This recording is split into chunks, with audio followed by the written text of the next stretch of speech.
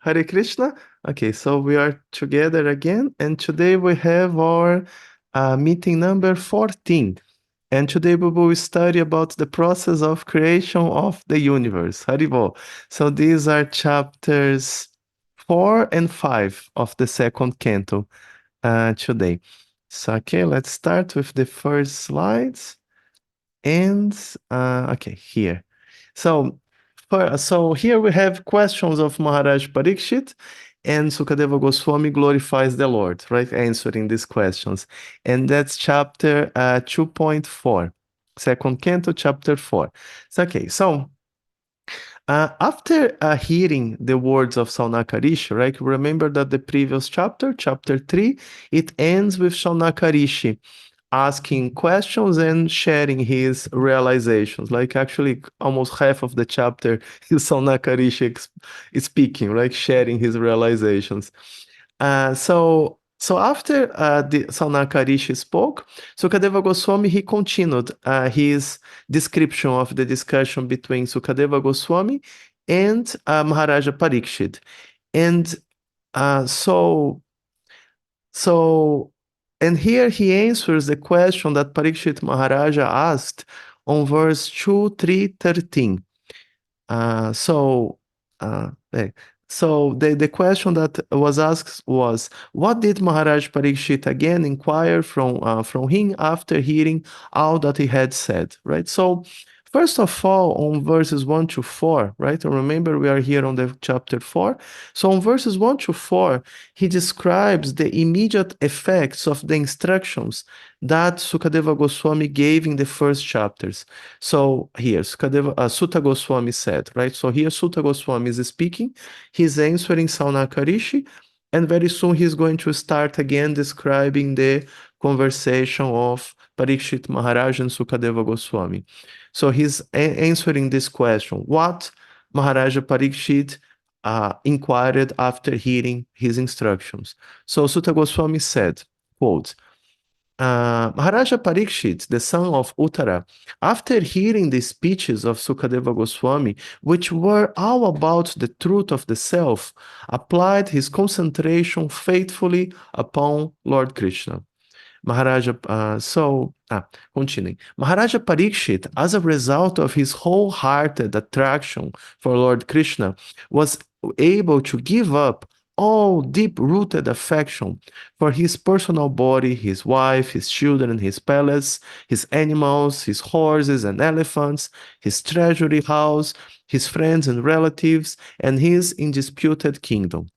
O great sages, the great soul Maharaja Pariksit, constantly wrapped in thought of Lord Krishna, knowing well of his imminent death, renounced all sorts of fruitive activities, namely acts of religion, economic development, and sense gratification, and thus fixed himself firmly in his natural love for Krishna and asked all these questions exactly as you are asking me, right? So these are verses 1 to 4, and here is Sutta Goswami speaking, right? He's speaking to the sages in Naimisharanya. So, in his purport, Srila Prabhupada, he explains that Maharaja Pariksit, he had two very important qualifications. One, he was born in a family of pure devotees, and second, he was trained in devotion since his childhood, right?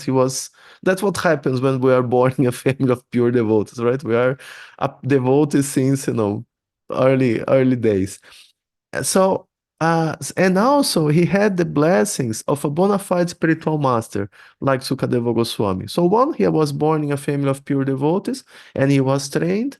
Two, he had the blessings of his spiritual master.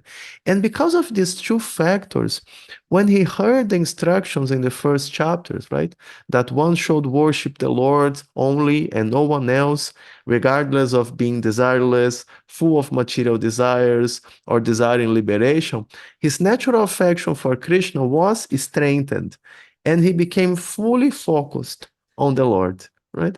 So it's interesting to note that Prabhupada refers to Sukadeva Goswami as the spiritual master of Parikshit Maharaj, although he was never initiated by him.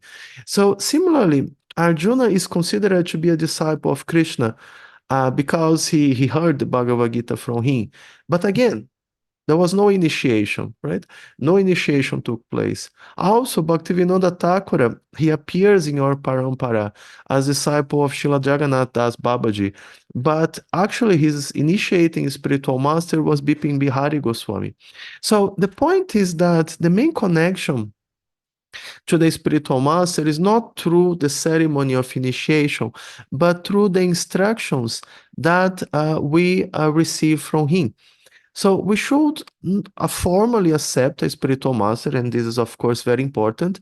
This is explained in our scriptures, but at the same time, just being formally initiated is not sufficient. We should take advantage of his instructions and the instructions of other Vaishnavas we may have opportunity to get in contact with, just like Maharaja Pariksit is doing. So that's a very important point, about the understanding of the Guru. So the initiating spiritual master is just one, but we may receive instructions from many pure Vaishnavas during our lives. And all of them, they can help us to achieve the supreme destination.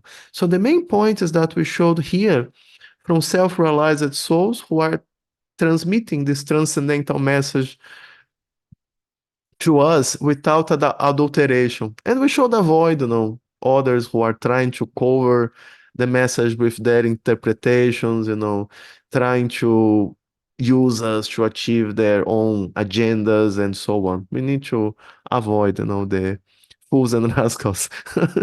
So, due to the instructions and blessings of Sukadeva Goswami, combined with here we have a new slide actually. So, due to the instructions and blessings of Sukadeva Goswami, combined with the impressions that he received from his parents, like his since childhood, Maharaja Pariksit, he was able to completely focus his attention on Krishna, right? Fully abandoning any vestige of material attachment to his previous material possessions, right? Of course, he had renounced everything, but now he really becomes free from any kind of attachment. And from here, Maharaja Pariksit, he proceeds in asking questions to Sukadeva Goswami. So in verses 6 to 10, he asks, A, how does the Lord create the material universes by his potencies, right? How this happens? And B, how does the Lord engage his energies and expansions to maintain and destroy the universes, right?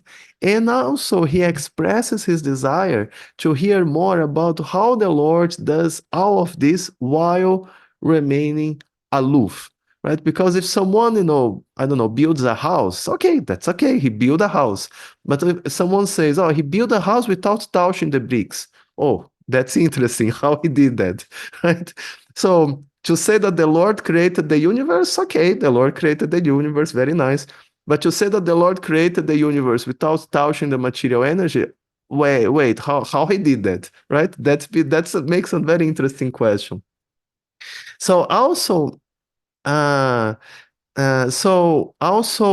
asks how he's one, although he expands himself in many forms and he directs the three modes of material nature, and also about the transcendental activities of the Lord. So he makes actually many questions. And these topics, they bewilder even the greatest scholars. But he's confident that Sukadeva Goswami, he can explain these questions because, of course, Sukadeva Goswami, he is a pure devotee. And then he mentions that Sukadeva Goswami is, quote, as good as the personality of Godhead, right, unquote. And this is not an exaggeration because a pure devotee is connected with the Lord in the heart, and thus he can act as a perfect representative of Krishna, right? And if anything, a pure devotee is better because by the mercy of Krishna, he can be empowered to do things that even the Lord will not do. So, for example, Chaitanya Mahaprabhu, he never tried to preach outside of India. He never tried to go to Western countries to preach there, for example. But Prabhupada did it. So you see that sometimes, the pure devotee becomes more powerful than Krishna due to the empowerment of Krishna, right? That's interesting. Okay, now next topic is hearing about Rasa Lila. So now we will go to the 10th canto. No, just joking.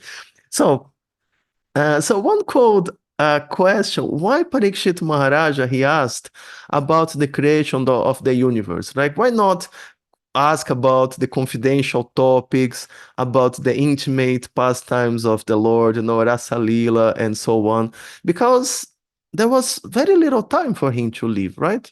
7 days. So why not, go to, advanced topics?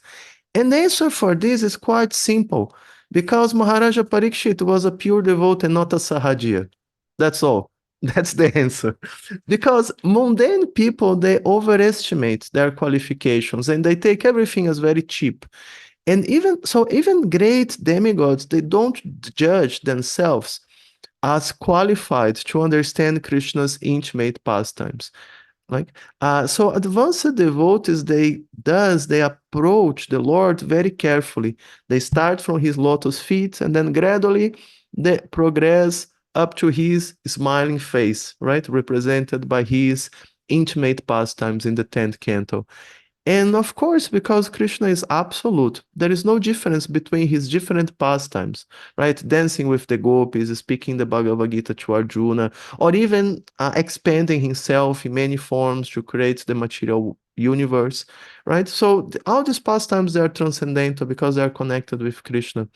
And by his example, Parikshit Maharaja, he's showing us the proper attitude in trying to understand Krishna's pastimes. So we need to do like Maharaj Parikshit, right? First, trying to understand how Krishna creates the universe and so on, then gradually progressing up to the intimate pastimes. And then in verse 11, Sukadeva Goswami, in turns, he shows the attitude of a proper speaker.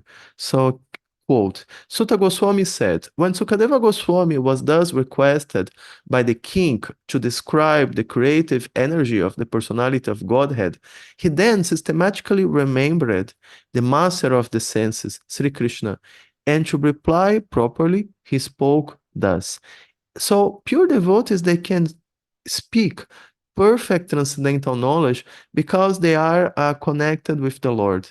So when asked by the king, Sukadeva Goswami, he did not try to speak out of his scholarship, right? But instead, he remembered the Lord, so he could speak according to his direction. And that's what makes a pure devotee speak perfect knowledge. He's speaking from the heart. Krishna is guiding him from the heart. Krishna is speaking, actually. And Prabhupada explains this process in his purport. Prabhupada says, quote, the devotees of the Lord, while delivering speeches and describing the transcendental attributes of the Lord, do not think that they can do anything independently. They think that they can speak only what they are induced to speak by the Supreme Lord, the Master of the senses. The senses of the individual being are not his own.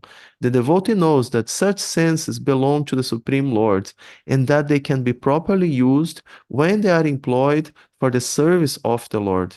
The senses are instruments and elements are ingredients, all endowed by the Lord. Therefore, whatever an individual can do, speak, see, etc., is under the direction of the Lord only, right? So the senses are given to us by Krishna, knowledge, everything is given to us by Krishna and should be used to Krishna.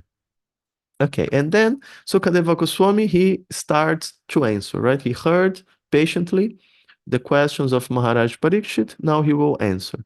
So, Sukadeva Goswami, he starts by offering prayers to the Lord, right? So, in verses 12 to 17, he mentions several characteristics of the Lord. So, we will study these characteristics here, right?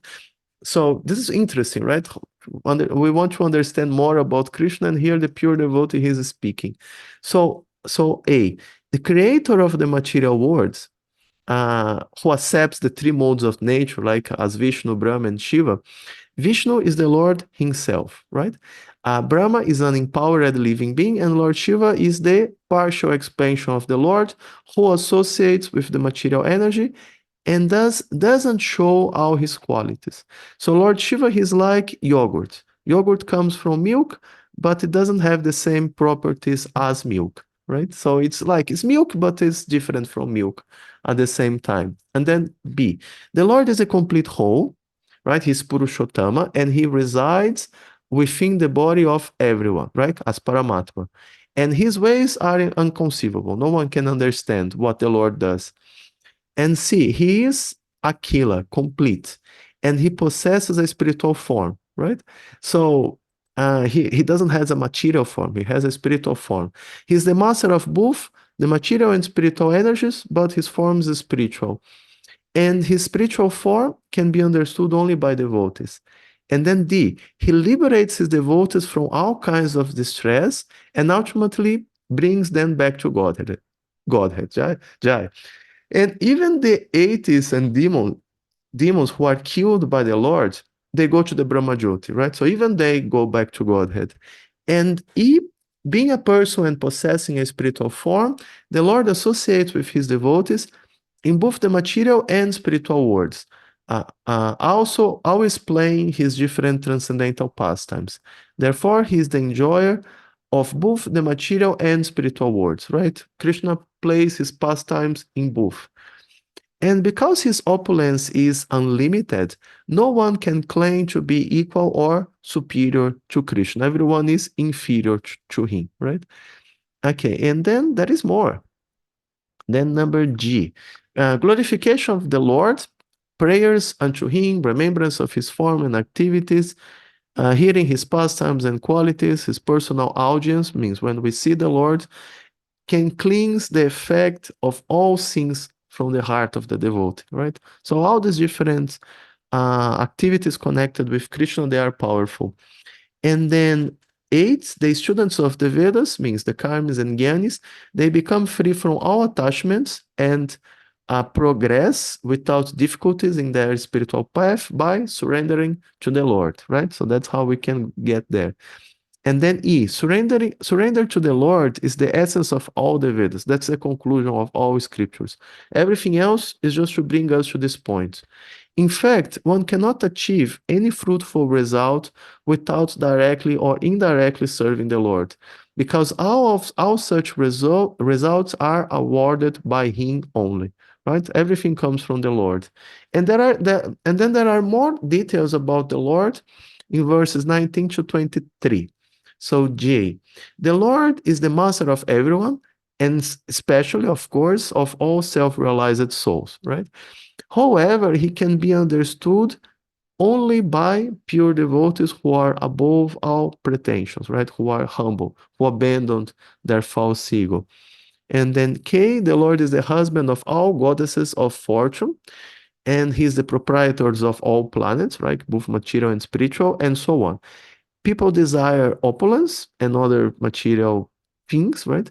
But here, real happiness can be found only in connection to the Lord. That's the only place we can find real happiness. And thus, the Lord comes regularly to show his transcendental pastimes and attract the conditioned souls back to real life, right, in the spiritual world. And then sometimes people say, you are always chanting, why you don't come to real life? And say, oh, this is real life. No, you that are sleeping. Like, what can I do? Who is crazy, right? You are crazy, not me. I'm in reality. So, okay, then L. The Lord reveals himself to a devotee when he is pleased with the service attitude of the devotee. That's the way.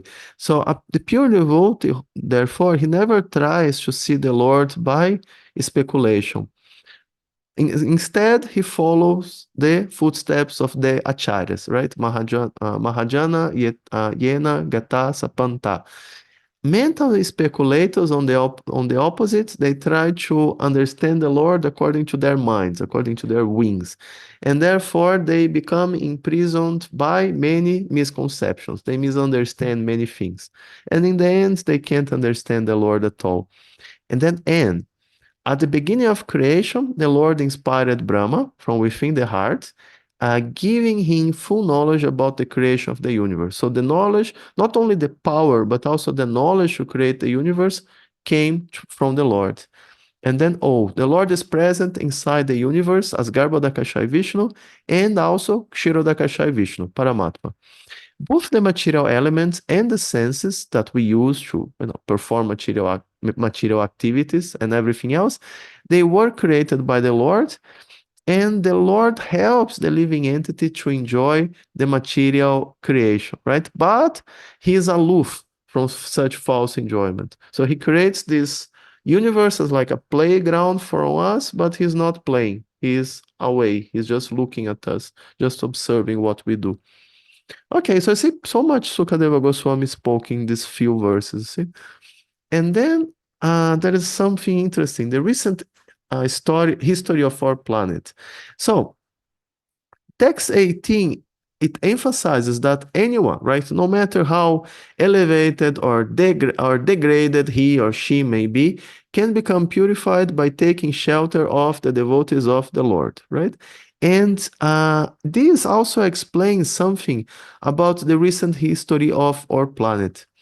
So the verse is Kirata Huna Andara Pulinda Pulkasha Abira Sumba Yavana, members of the Kasha races, and even others addicted to sinful acts can be purified by taking shelter of the devotees of the Lord due to his being the supreme power. I beg to offer my respectful obeisances unto him. Right? And then in his purport to this verse, Srila Prabhupada, he gives us a glimpse of how most of the ancient civilizations, they were formed by people who emigrated from India or were connected with Vedic culture. So all these ancient people, they were connected with Vedic culture. Interesting, right? And this gives us a quite valuable resource to better understand the history of humanity from the Vedic perspective. Right? So, for example, in the Vedas, the Greeks are called Pulindas. The Greeks are described in the Vedas, and they were in the past classified amongst the Kshatriya kings. However, later on, they gave up Brahminical culture and they started being classified as Melechas. When Maharaja Yudhishthira he became the king, the Pulindas they were conquered by Bhima and Sahadeva. So they become again part of the central rule. And the Greeks, they are largely considered the birthplace of Western culture, right? Therefore, their Vedic origins are quite significant. In the Vanaparva of Mahabharata, it is also mentioned that during Kali Yuga, the Greeks, the world ruled the world. And this also became true with Alexander the Great, right? He invaded so many places. And then another people mentioned are the Turks, right? The Turks are called Yavanas in the Mahabharata. And the Turks, they are descendants of an old Vedic community that started with Maharaja Yavana, one of the sons of Maharaja Yayati. And he was giving this part of the world to rule. And just like the Greeks, the Turks, they were originally Vedic Kshatras, but later on, they gave up the Vedic culture and they became Melechas, right? And it's described that the Yavanas, they joined Duryodhana in the battle of Kurukshetra. They were fighting there on the side of Duryodhana. And another people mentioned are the Abiras. And this corresponds to people from the Caucasus regions, including what is nowadays Georgia, Armenia, Azerbaijan, south of Russia. And it's mentioned that these people, they came from Kshatras who left India because of Parashurama, and they took shelter in the Caucasus Mountains. And it's interesting that people in Georgia and Armenia, they are historically very strong and they have very white skin. This word Caucasian, right? To say, oh, this Mataji is Caucasian. When a person is very white to share, he's Caucasian, comes from this. Originally, they have very white skin. And also in the Armenian language, a great number of Sanskrit words and especially names, they are still used. Everywhere you see, you travel in Armenia, you see places are called Gora, Gori, and so many Sanskrit names that still persist in their names up to today. And also these people, also used to be very warrior-like. They defeated many strong invaders over time. Uh, and historically, they used to be worshippers of the sun, and only like relatively recently, like in modern times, they were converted into Christianity, right? And also people from Azerbaijan, they were converted into Islam. But this is relatively recent. Before they were worshippers of Surya. And then there is more. And then Prabhupada also mentions that people from Russia, Europe, they are descendants of these original kshatras who over time they migrated north. And by different characteristics, it appears that it also applies to the Celtics, different German tribes, Italians, Iberians, different Slavic groups. Also, before Christianity, the Russians, they were still largely following a type of Vedic culture that included the worship of Radha and Krishna and different demigods. It still survives in Russia in small communities. They call it the Russian Vedas. And then the Mongolians and Chinese, as well as other Asiatic groups, they are descendants of the Kashas. And their distinctive feature is that they have strewn growth of hair on the upper lip.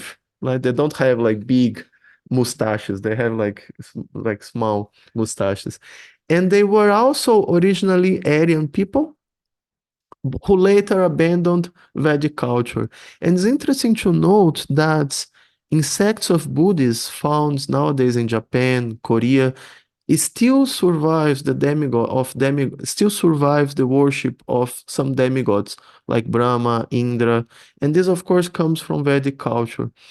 And according to modern paleontologists, the native Indians living in both North America and South America, they were originally people who migrated from Asian countries.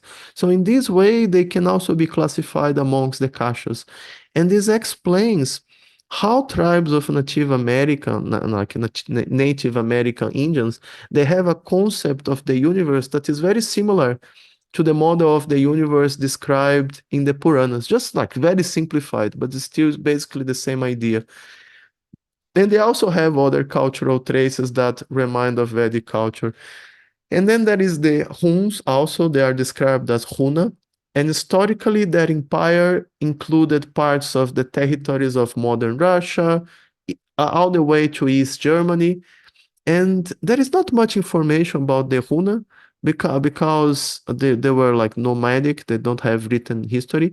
But apparently they were also originally followers of Vedic culture who later became degraded. And it appears that modern Mongols, Huns, Tatars, they come from this tribe. And then there are more, so rich this. Then there are people from Siberia. They are described as Sabara, and this group apparently includes people like the Yakuts, who are still there. And just as the Huna, the Sabara people are described as sinful later on, 2746. And this is apparently because of meat eating. Even today, the Yakuts, they still follow the traditional culture, and they have this diet based on horse meat and horse milk. Basically, that's their prasad. They just eat horses. That's what they do. So Western historians they frequently explain such similarities in culture and so on the basis of this Aryan invasion. But this is a very weak theory, and is a theory that was politically motivated during the time of colonial Britain. But when we study the Vedas, we see that this recent history of humanity, it becomes much clearer, right? So in any case, the verse makes the point that no matter what one's origin is, he can become purified by taking shelter of the devotees of the Lord. And that's the, takeaway here. And then concluding the fourth chapter, Sukadeva Goswami, he offers his respects to Srila Vyasadeva, and he reveals that the same questions asked by Maharaja Pariksit, how the Lord creates the material universes, how the Lord destroys them through his energies and expansions, and so on, they were in a distant past, asked by Narada Muni to his father, to Brahma. And then chapters 5, 6, and 7 describe this conversation between Narada Muni and Brahma. This is a very ancient conversation from the beginning of the creation. And then we start chapter 5. The Lord is the cause of all causes, right? Haribo. So, to answer the question of Maharaja Pariksit, Sukadeva Goswami, he goes back in time, right? He goes back to the current day of Brahma, and he narrates an ancient conversation between Narada Muni and Lord Brahma that describes the creation of the universe, and it debunks the idea that everything appears by chance, right? It destroys this idea because everything has a cause, like just like the cause of a car is a car factory, right? Like so the cause of the universe is the supreme lord, the lord acting through his potencies. So in the first canto we learned about the history of Narada Muni, who is in his previous birth was the son of a maidservant, right? We studied this. So after he left his body, he entered the body of Mahavishnu, right? Following the universal devastation at the end of the previous day of Brahma. And then he was reborn in the current day as one of the sons of Brahma, right? And then observing like the wonderful activities of Brahma in creating the universe, he wondered if Brahma was not the supreme lord, right? Hiranyakashipu also, he was thinking like that. However, when he observed him practicing meditation and performing austerities, he concluded that there may be someone more powerful than he, right? Because he's doing austerities for who? He's trying to satisfy someone. So it means there is someone higher than him.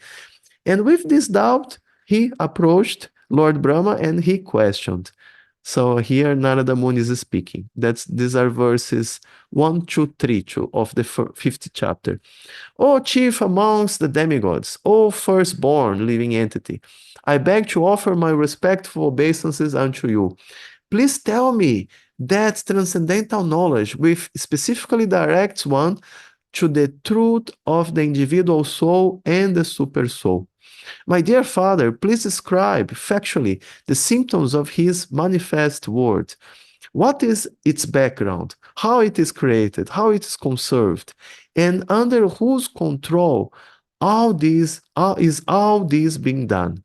My dear father, all this is known to you scientifically because whatever was created in the past, whatever will be created in the future, and whatever is being created at present, as well as everything within the universe, is within your grip, just like a walnut. Like you know everything. You have everything like on top of your hand. So, okay, so in this first three verses, Narada he asks about the nature of the soul and the super soul, like what exists behind the cosmic manifestation and how the universe is created and maintained. And of course, Brahma is qualified to describe it, right? Because he's the creator of the universe, so he knows everything about it, right? So Narada also questions the nature of Brahma himself and who is behind him, right? So who he is trying to satisfy with his penances and his meditation, right? So more verses here from Narada Muni, 4 to 8. Quote, My dear father, what is the source of your knowledge? Under whose protection are you standing? And under whom are you working? What is your real position? Do you alone create all entities with material elements by your personal energy? Uh, as the spider very easily creates the network of its cobweb and manifests its power of creation without being defeated by others, so also you yourself, by employment of your self-sufficient energy, create without others' help. Whatever we can understand by the nomenclature, characteristics, and feature of a particular thing, superior, if inferior, equal, eternal, or temporary, it is not created by any source other than of you, Lordship, though so great. Yet, we are moved to wonder about the existence of someone more powerful than you when we think of your great austerities in perfect discipline. Although your good self is so powerful on the matter of creation. My dear Father, you know everything, and you are the controller of all. Therefore, may all that I have inquired from you be kindly instructed to me so I may be able to understand it as your student, right? So this is Narada Muni asking Lord Brahma. And then, of course, Brahma answers, right? Of course.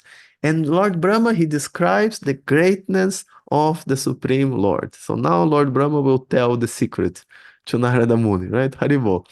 So Brahma starts his answer by thanking Narada Muni for his wise questions. That's the first reaction of Brahma. And this is not just out of like politeness, like Brahma he's genuinely happy because the questions posed by Narada give him an opportunity to glorify the Supreme Lord, right? So a narration about the glories of the Supreme Lord.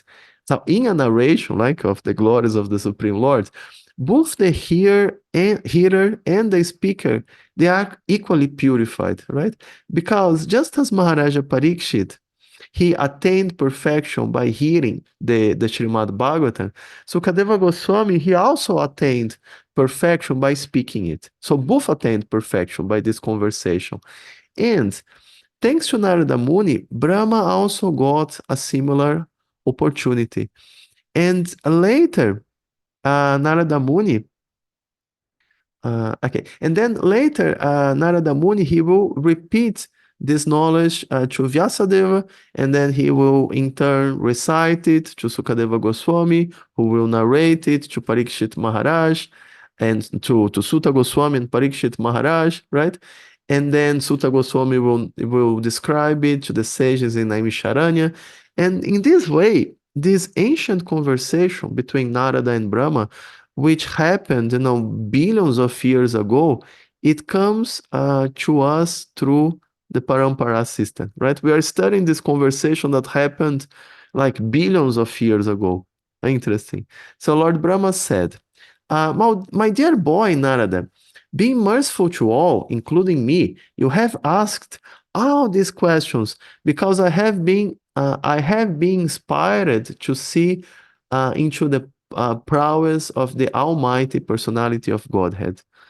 Whatever you have spoken about me is not false, because unless and until one is aware of the personality of Godhead, who is the ultimate truth beyond me, one is sure to be illusioned by observing my powerful activities, right? So as long as one doesn't understand about the Lord, he will think that I am the creator of everything. He will not see behind me.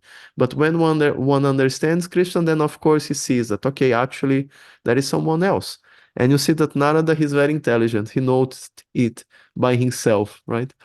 Even before hearing, transcendental knowledge from Brahma, he already understood it. So Brahma, he certainly exhibits a great deal of power, right, in performing his activities, right? We can't even imagine, what kind of force is necessary to create a universe, right? It's like inconceivable to us, right? All the planets and stars and so on. Like nowadays we have these atomic weapons, right? They are considered like a technological marvel, right? But these atomic weapons, they are like many, many orders of magnitude less potent than this power that is manifested by Lord Brahma. However, Lord Brahma, he admits, right? He frankly admits that this is actually not his power. The Supreme Lord is behind him, right? Empowering him to perform his activities.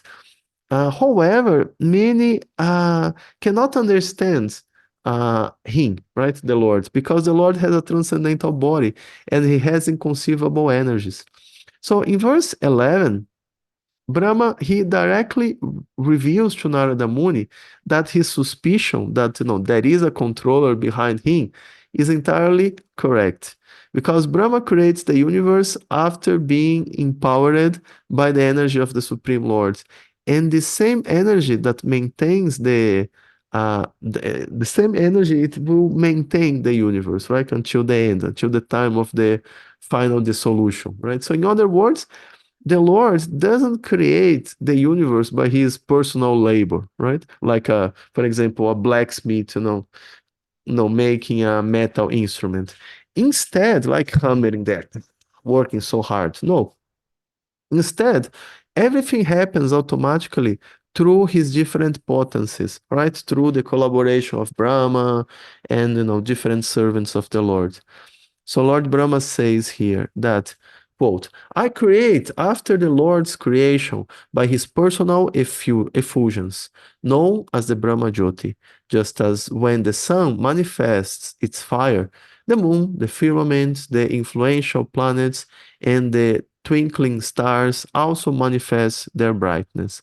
I offer my obeisances and meditate upon Lord Krishna, Vasudeva, the personality of Godhead, whose invincible potency influences them, like the less intelligent class of men, to call me the supreme controller, right? Jai.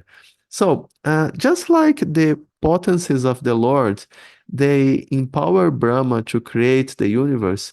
The influence of the illusory potence of the Lord, it covers the vision of the materialistic man, like preventing them from seeing the Lord as the ultimate cause. And when a soul wants to forget his original position, right, as a servant of Krishna, then the illusory potency of the Lord covers his intelligence, like helping him to forget. So such illusion souls, they may worship demigods like Brahma and Shiva, right, with the hope of obtaining, some material blessings, but they are not attracted to the worship of the Lord. Why? Because they are angels of Him. That's all, right? When you are angels of someone, you don't want to, hell to worship this person, right? You want to worship someone else to get rid of this person who you envy, right? So these atheists and demons, they worship Brahma and Shiva to get powers to get rid of Lord Vishnu. But of course, this is impossible, right? And then there is more here. However, the illusory potency of the Lord, it can't come before him, right?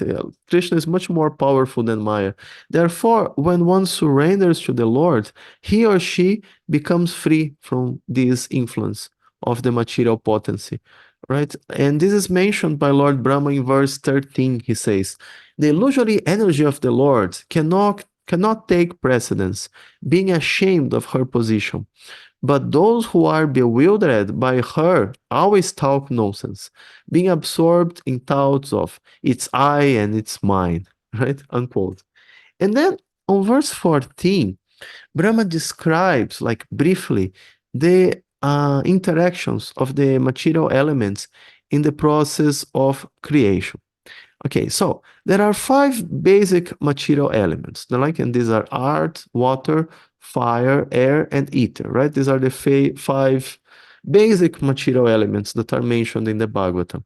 And then we have three subtle elements, the false ego, the intelligence, and the mind.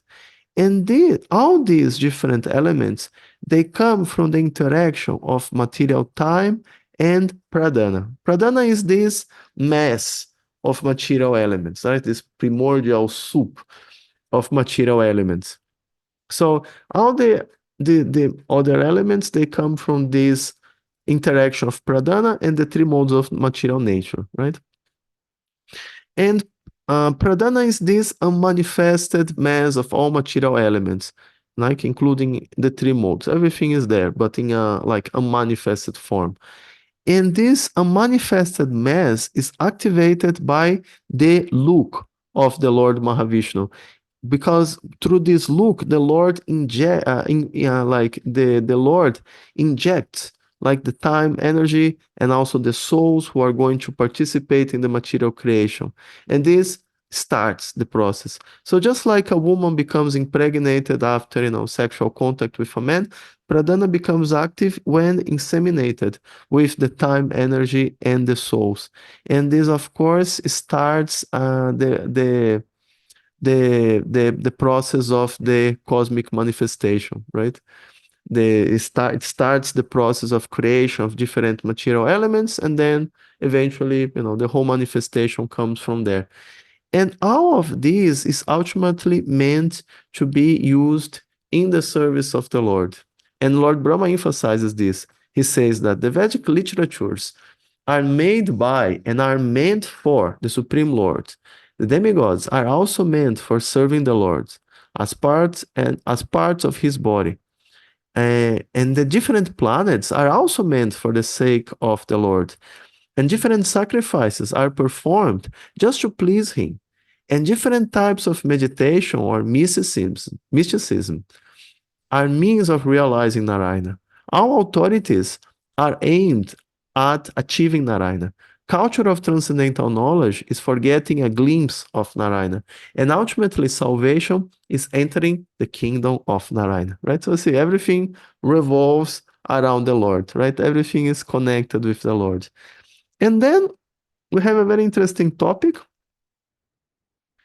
Wait, here. It's coming less because, that's here in the second half of chapter 5, and this is the primary and secondary creation, right? And that's something that, many will have questions. What? What is this? I was thinking it was just one creation. So, in text 17, Brahma, he reveals that not only he himself was like created by the Lord, but that in reality, the Lord is the original creator of everything that exists, right? So Brahma, he appears to create the universe, but actually he doesn't really create. He just reveals things that were already previously created by the Lord. And this is this concept of primary and secondary creation, quite interesting.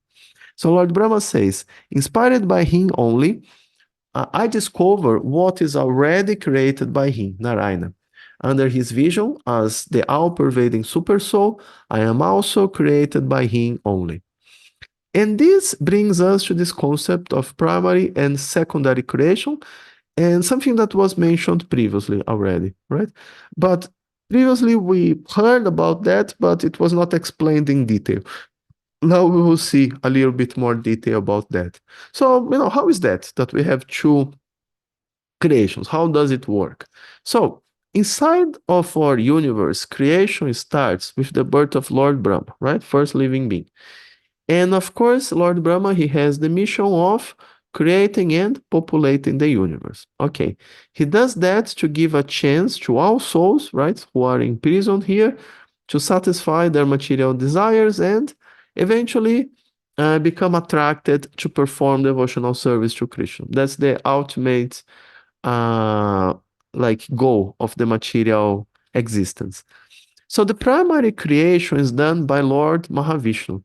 He creates everything that exists in all the universes in a subtle form, just like a project or an idea. And then later, Brahma is inspired from the heart to give physical forms to this project, right? And this is called the secondary creation, right? And so in this verse that I just quoted, it mentions that. And this is similar to the process of, writing an article or a book, right?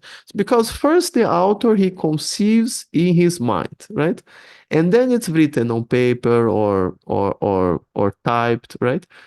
So as soon as the author has the idea in his mind, the book exists. It's there, but it's not in a tangible form, right? It's still in his mind.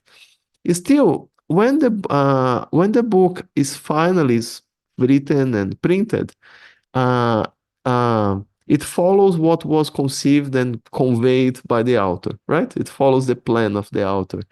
So another example is that most contemporary constructions and products, they first exist in a subtle form, like a project, and later they are manifested in a gross form when finally built. And similarly, the ideas and desires stored in our minds, they are the basis for the gross forms and experiences that we experience in your, we will experience in your future lives, right? It's interesting. So when Lord Mahavishnu, he performs this primary creation, He creates all possible forms, all manifestations, and all experiences that exist or that will exist in the material universes, right? And this is the universal form or the Virat Purusha that is described in the next chapter. It's like this project of the Lord that Brahma gives form. And the Virat Purusha at the same time he's Krishna because it's the energy of Krishna. But at the same time he's not Krishna because Krishna doesn't have a material body. So Achincha Beda Beda Tattva, right?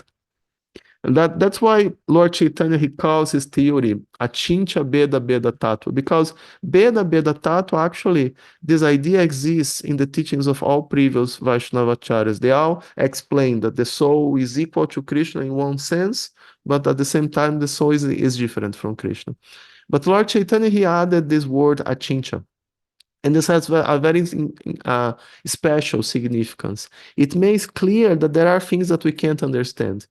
It's not that, oh, by my intelligence, I will understand everything. No, you won't. There are things that's not possible to understand, at least in your current stage. And we just need to accept that.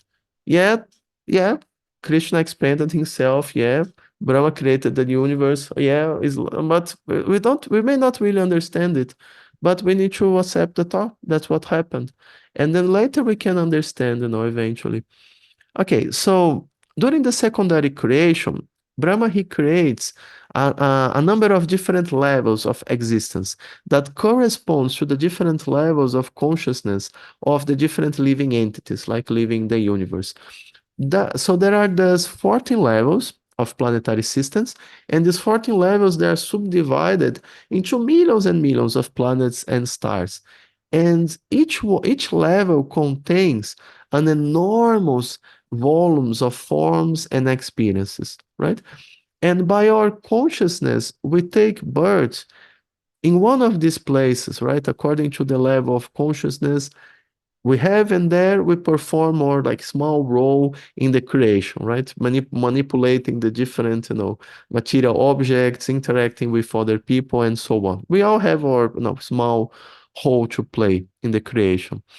So when an engineer desires to build a plane, for example, the Lord reveals to him from inside his heart the knowledge necessary to build this plane.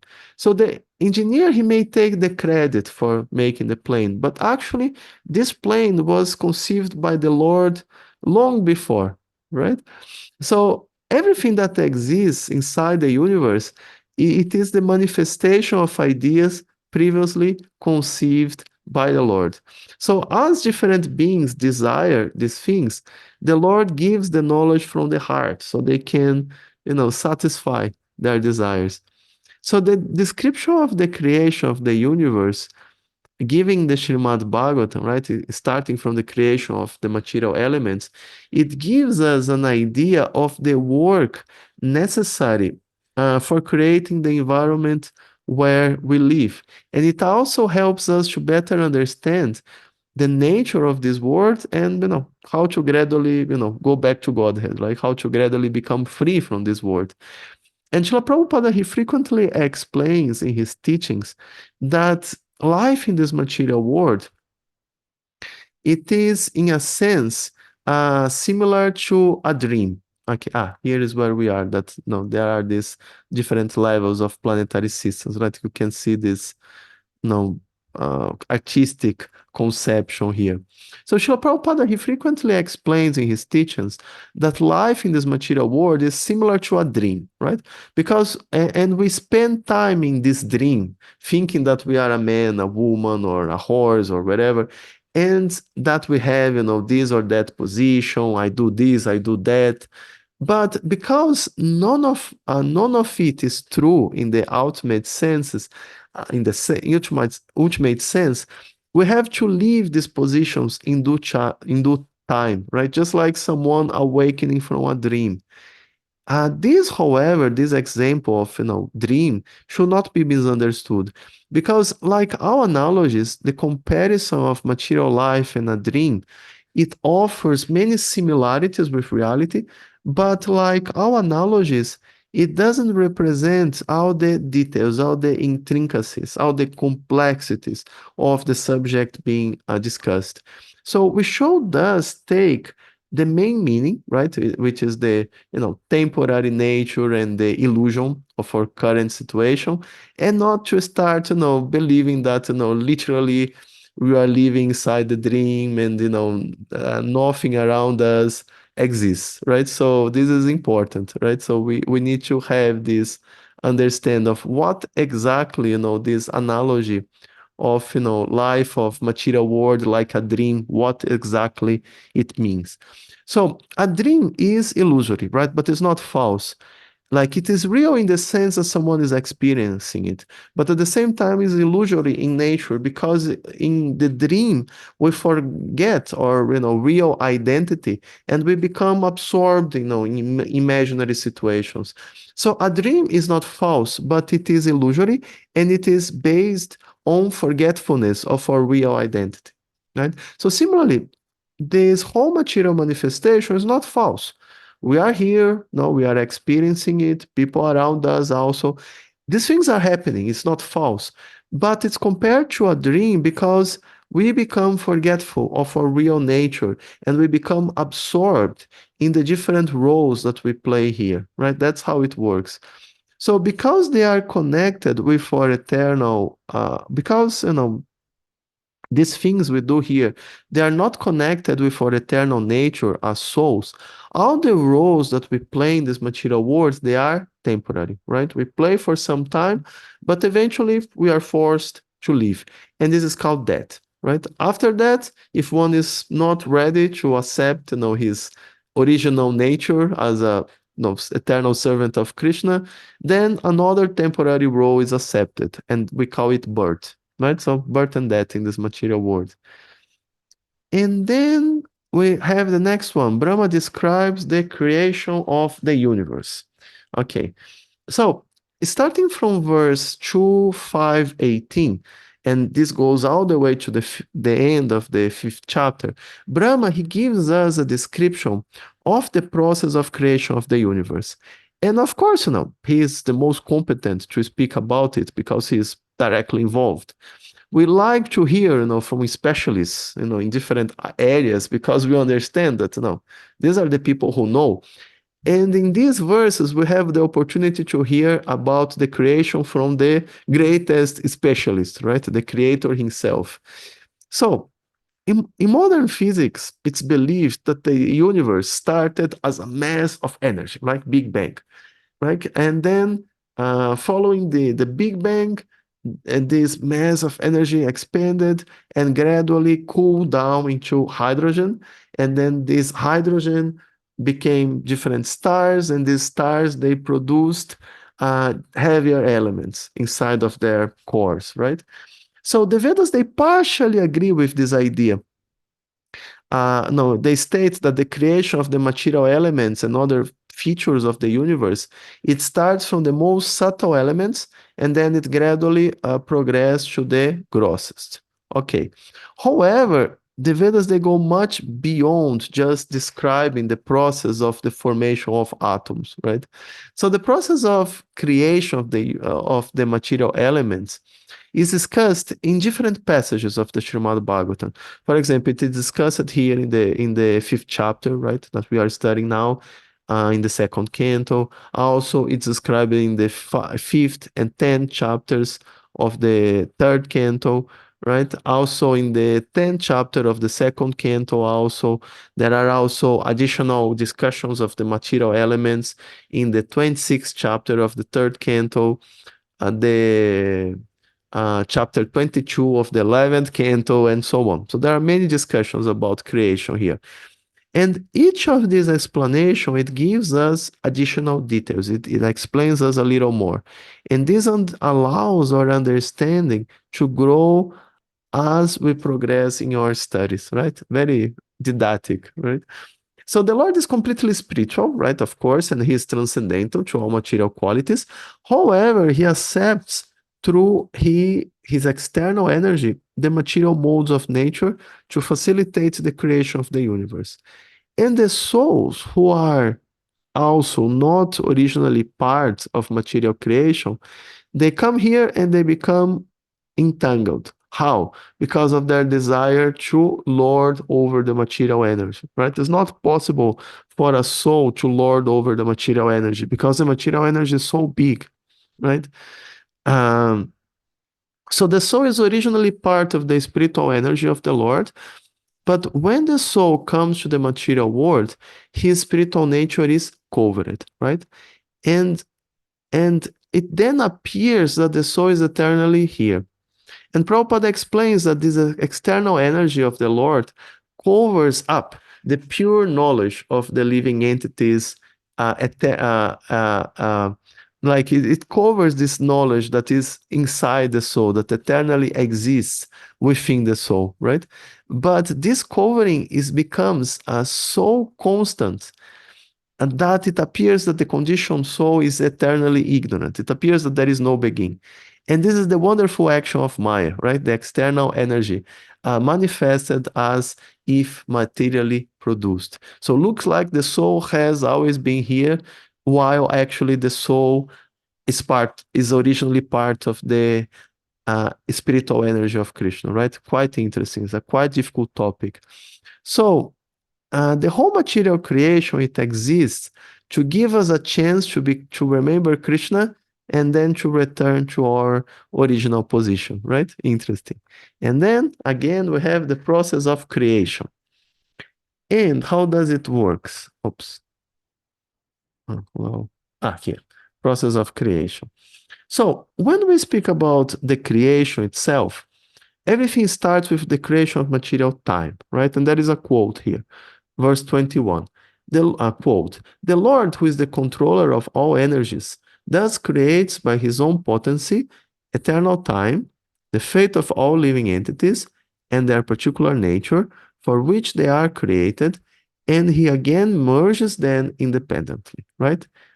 Interesting, right? So everything is created by Krishna. So the universe, it goes through numerous cycles of creation and destruction. So this is not the first time that the universes are assembled. It will not also be the last. And all the souls present at the beginning of the current cycles, there were souls who were previously performing activities. They were here before. And like they were in the universes that existed previously, right? And when the universes are destroyed, the gross and subtle bodies of all the souls and also their conditioned natures, they are destroyed. And then the souls, they merge back into the lotus, into the body of Mahavishnu to sleep until the next cycle, right? So interesting. So it's mentioned that the cycles of creation and destruction of the material universes, they follow the breath of Mahavishnu, right? When he exhales, all the universes they are created, and when they inhales, the universes are destroyed, everything returns to him. So the universes, they exist for a period of 311.04 trillion years, and that's a life of Brahma, very long period. And the period when the souls, they stay merged into the body of Mahavishnu, like following the destruction, it goes for the same period. However, what happens when the universe is created again, right? How the souls, they can continue their activities if their material minds and their previous desires and their material intelligence and other tools that they use, to act have been dissolved, right? How is it possible? So Lord Mahavishnu, he restores the previous conditioning of all the living entities, like including all the previous desires, inclinations, karma, when he creates again the universe. So everything is restored as it was previously. So when the universe is destroyed and the souls, they merge into the body of Mahavishnu, they forget everything, but Lord Vishnu remembers. So when the soul comes out, the Lord recreates their conditioned nature the way it was before, right? Interesting. So this can help us to understand how these different layers, they are different from our real nature as souls. Because we tend to give a lot of importance to our material desires, right? Thinking that these are like intrinsic parts of our identity. But this description here, it clarifies that these desires are actually external to us, just like our gross body, right? The process of self-realization, it implies getting free from all these different coverings and restoring our original pure nature, right? So that's interesting, right? And then this explanation, it continues, like verses 22 to 24. I will read.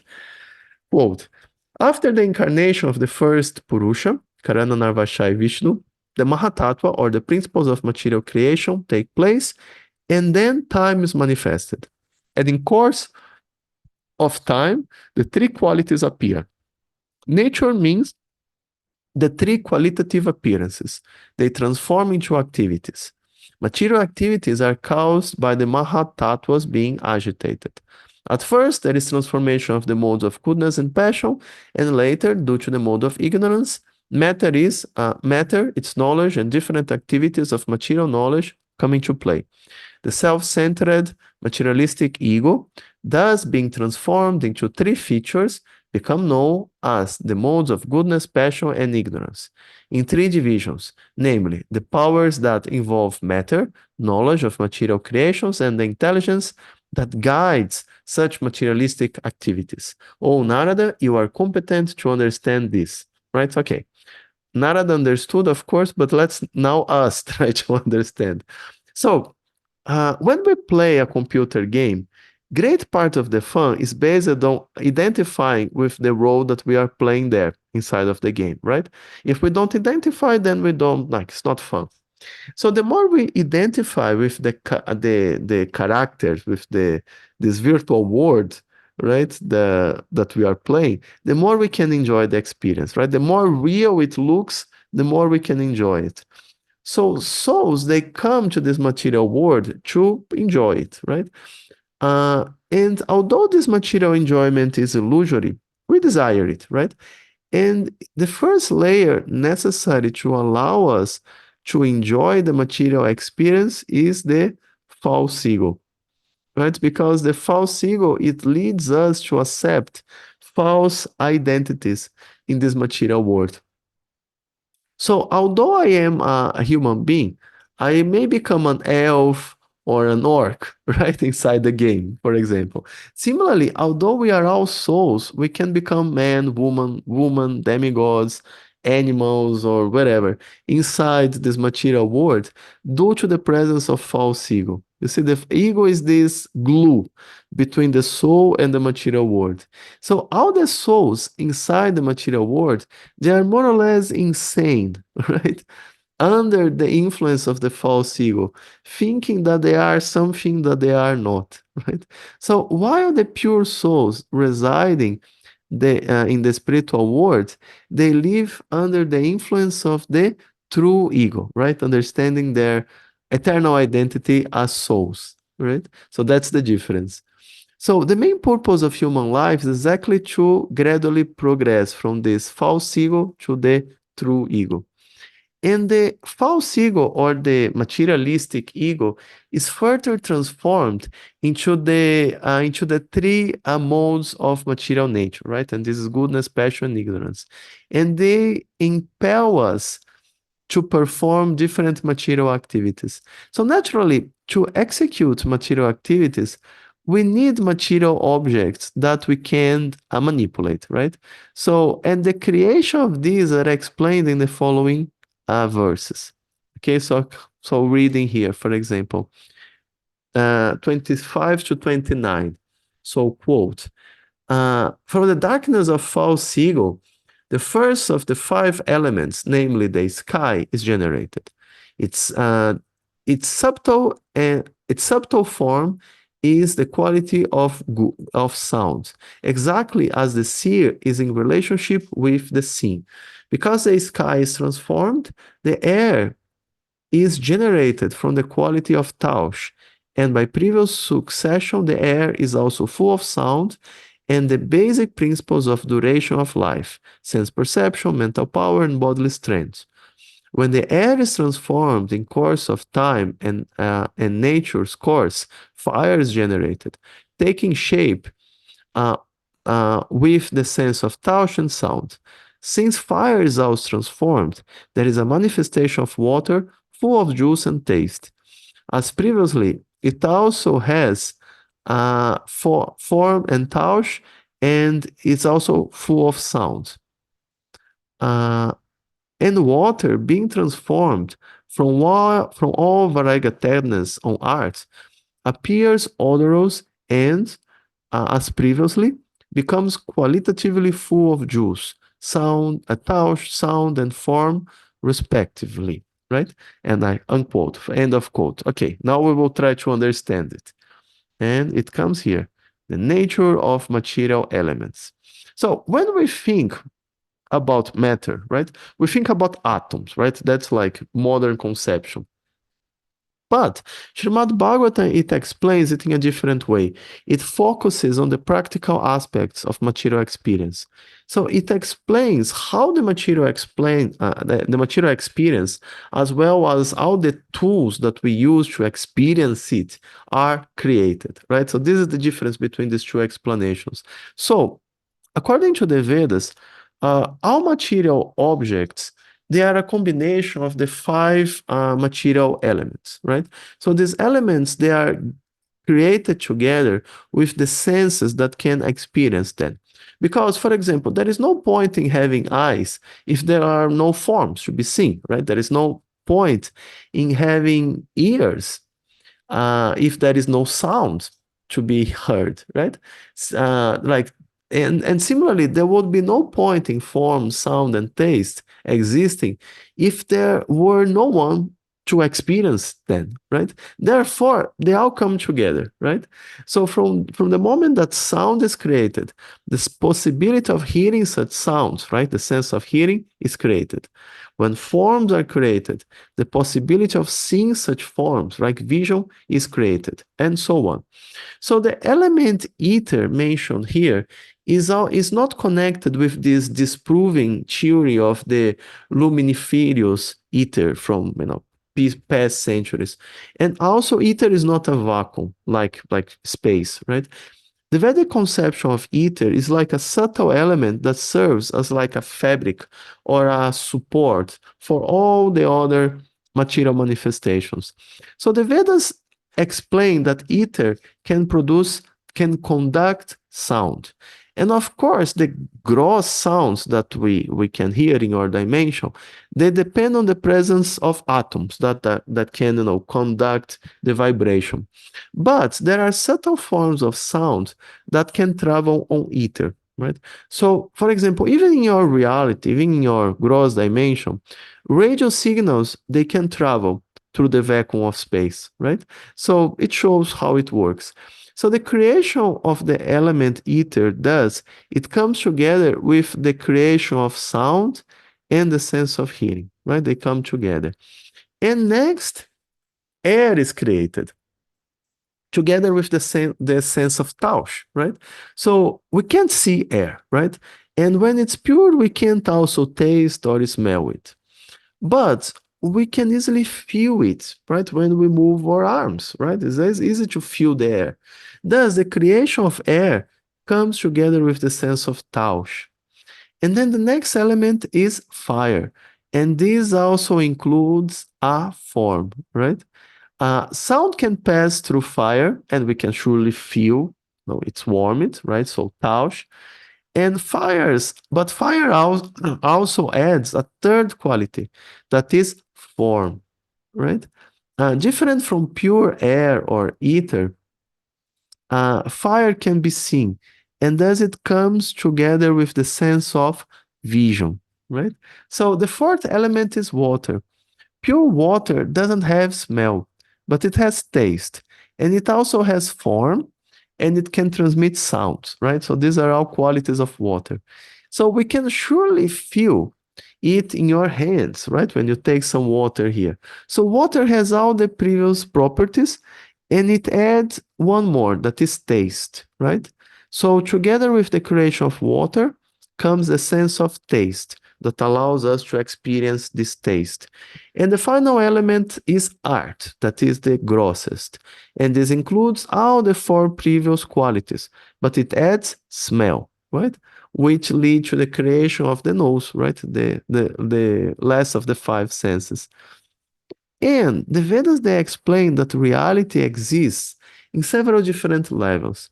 So there are levels of existence that are much subtler than what we have now, right? And in our current level, matter is composed of atoms, right? But in subtle levels, matter has a different nature and is not based on physical particles like here. So matter there is still composed of the five elements, right? Earth, water, fire, air, and ether. But it's not based on gross atoms like here, right? It's different, it's subtler, it's more refined.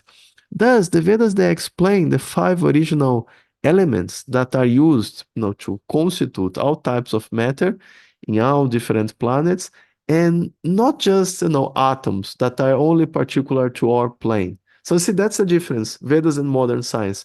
Modern science explain about atoms, and this is valid just for our plane. The Vedas, they explain about in terms of different types of matter that are available everywhere in all the different dimensions, in all the different planes, right? And then we come here. Next slide is how the soul interacts with the body, right? That's an interesting one. How does it work? Right? What happens after the creation of the elements? So the five basic material elements are constituents of all material objects, right? And also they are the constituents of the bodies that we use, to interact with this world. So the Bhagavad Gita explains that the body is just like a vehicle that is driven by the soul. So a car certainly allows us to do lots of things, right? But there is no point in having a car if we don't have, hands and legs to drive it, right? So in the same way, the five elements, right? They form all the material objects, as well as the body and senses that we use to experience it, right? So to experience them. But all of this is useless if there is no way for the soul to interact with the body and to control it, right?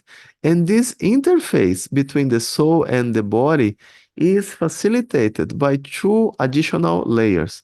And these are the material mind and the intelligence. And their creation is explained in the next few verses. I'll read here, 30 to 32.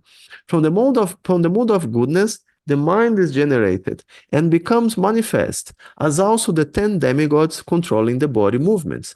Such demigods are known as the controller of directions, the controller of air, the sun god, the father of Daksha Prajapati, the Asvini Kumaras, the fire god, the king of heaven, the worshipable deity in heaven, the chief of the Adityas, and Brahmaji, the Prajapati, all come into existence. By further transformation of the mode of passion, the sense organs like the air, skin, nose, eyes, tongue, mouth, hands, genital, legs, and the outlet for evacuating, together with intelligence and living entity, are all generated, right? They're all created. O Narada, best of the transcendentalists, the forms of the body cannot take place as long as these created parts, namely the elements, senses, minds, and modes of nature, are not assembled, right? So see, these things, they come together, right? One thing can't exist without the other. So before the creation of the five elements, the text mentioned the creation of the three material modes, right? So now the three modes, they combined with the five elements to create the means to experience the world. Because actions, they are motivated by desires, right? And desires, they're stored in the mind. The mind is also the connection between the soul and the material body and the senses. Therefore, the mind is the basic tool that we use to experience the material world, right? But what is the mind? The mind is not a living being, right? The mind is a mechanical entity that is created from material energy, just like a computer. So the mind is created from the material mode of goodness, which indicates that originally the mind is peaceful. It becomes agitated due to contact with innumerable material desires, right? That's what happens. But still, it can be brought back to its original peaceful nature by spiritual practice, right? So this is how the mind works. And while modern science explains the movement of the body just as a combination of nerves and muscles activated by electrical signals, the Vedas they explain the existence of subtle forces, such as the vital air and different demigods that control, bodily movements. And these demigods they are also created from the mode of goodness, right? So they all come from goodness. And then from the mode of passion, the intelligence is created. And there are two types of intelligence: spiritual intelligence, which is based when the soul, which is used, right, when the soul is connected with his eternal nature as a soul, right? And material intelligence, it's used it works, right, to satisfy the desires of the mind, right? Making plans, how to manipulate matter. So the material intelligence, it is normally subservient to the mind, right? So the material intelligence can't help us very much. We need transcendental intelligence. And this passage speaks about material intelligence, which is created together with the sense organs, right? And then from this description, we can also understand that there is a difference between the subtle senses grouped around the mind and the gross sense organs that are part of the physical body, right? So you see, there is this difference, like my tongue and the subtle sense of no of taste, right? So we have the subtle senses around the mind, and then we have the gross senses around the body. And as the verse mentions, the physical bodies of all living entity are the last stage of creation, and it becomes possible only after all the previous stages they are conducted, right? And then we have an interesting question: the world is false or illusory? So some philosophers, like the Mayavadis, they conclude that this world is false, right? There is no material world. But in his teachings, Srila Prabhupada, he explains that this world is not false, it's just illusory, temporary. And so by illusory, it doesn't mean that it doesn't exist, but just that it is temporary, right? So the material world is real in the sense that it's created by Krishna and it is being experienced by us, right? But at the same time, it is illusory, right? Why? Because it's disconnected from our eternal reality in the spiritual world. So that's why it's compared to a dream, right? That's why it's said that it's illusory.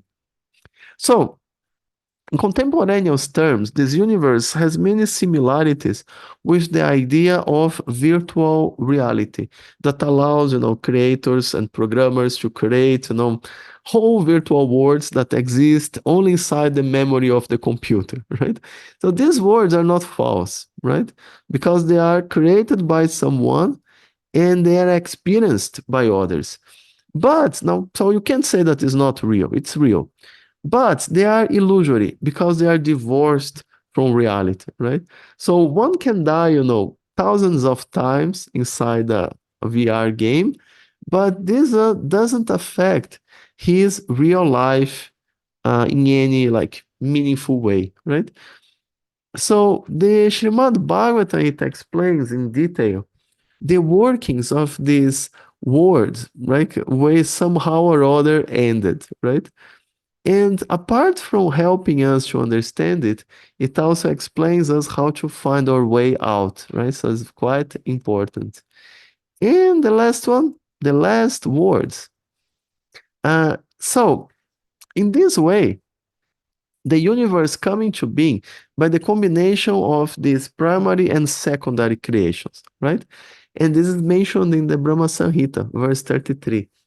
Thus, when all these become assembled by force of the energy of the Supreme Personality of Godhead, this universe certainly come into being by accepting both the primary and secondary causes of creation. And another meaning of this verse, pointed by Prabhupada in his purport, is that it makes clear that the Lord employs his different energies to create the material universes while at the same time remaining apart from it, right? So, so it's not that the Lord has, particular like the Lord Himself transformed, like was transformed into the material creations. Not that God was dissolved and became the universe. No, He's still there. So He just created something more. So in verses 34 and 35, it may sound difficult to understand, but these verses, they just explain the process of Mahavishnu looking into the direction of the spiritual universes, right? Impregnating the material energy with the material time and the souls, and then entering into each universe as Garbhodakashai Vishnu, and then entering each heart as Kshirodakashai Vishnu, right? So interesting. And then the last page, quote that's from verses 34 and 35.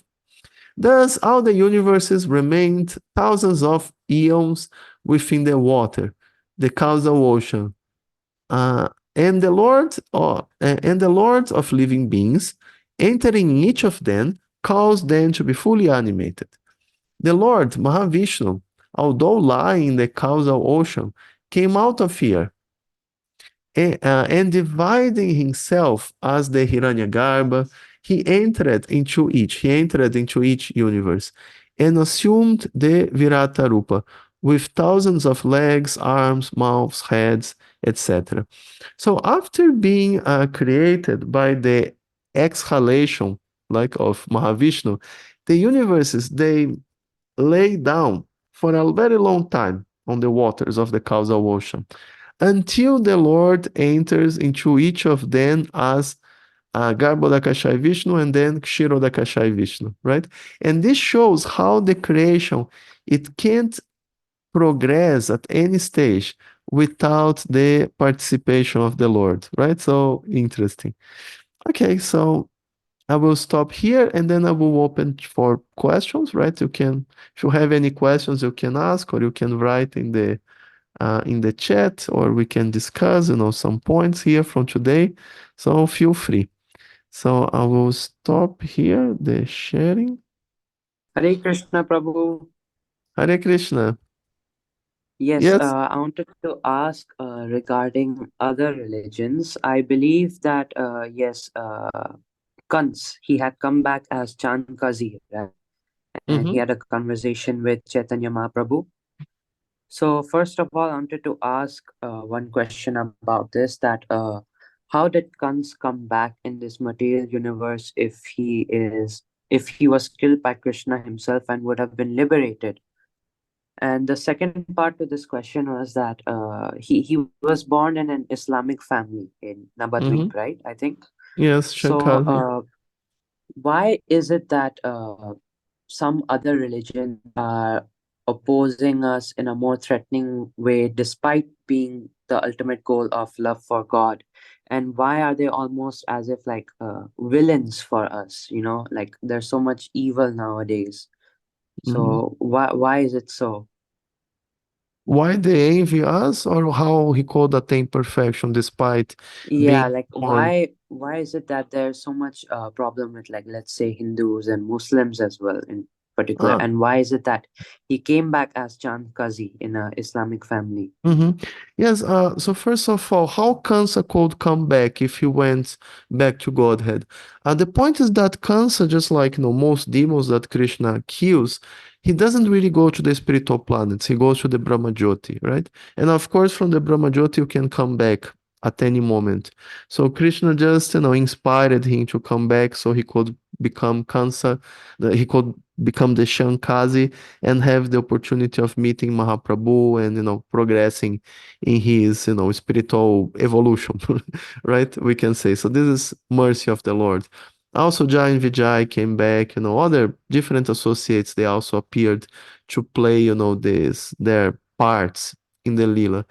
And about, all these fights and, uh, you know, uh, violence between different religions, this is just because of the influence of of the mode of ignorance, right? Because there is just one religion. This religion is called love of Godhead. This is called Sanatana Dharma. Why Sanatana Dharma? Because Sanatana Dharma means the eternal characteristic of the soul. The eternal characteristic of the soul is to be a servant of Krishna. And the religion that reestablishes, that awakens this love for Krishna, it's called Sanatana Dharma, the eternal religion. And of course, this Sanatana Dharma is explained in the Vedas, right? But not only in the Vedas, for example, Christ was speaking about that. So there may be other cultures that speak also about love of Godhead. And if it speaks about love of Godhead, it's also considered Sanatana Dharma. Nowadays, usually, often people they have this idea of Sanatana Dharma as Hindu religion, but that's not correct. Sanatana Dharma is the eternal religion. It's not just one religion, but one particular religion in the world. Because even the word Hindu, it doesn't come from the Vedas, it comes from the British. So, it starts from there. Prabhupada makes this point. So there is just one religion actually, but because of ignorance, people they become attached to a particular label. I'm a Christian, I'm a Muslim, I'm a, I don't know, Buddhist, right? And then people they want to fight, they quarrel and fight and want to kill people who are different from them, right? Just like, people who they they who follow a different football team, for example, sometimes they become enemies because they have different teams, right? Or sometimes from different countries people they develop enmity and they go to war and so on. So this is quite common, and it comes from the same root, from this bodily identification. When we identify with as souls, it's very easy because we are all the same, right? We are all brothers, sons of the same father. But when we identify with the body, and then it becomes complicated because then there are so many differences and so many reasons to fight, right? So that's the point, actually. Yes? Thank you so much. Hare Krishna. Hare Krishna. Okay, anything more today? Okay, so I think it's all for today.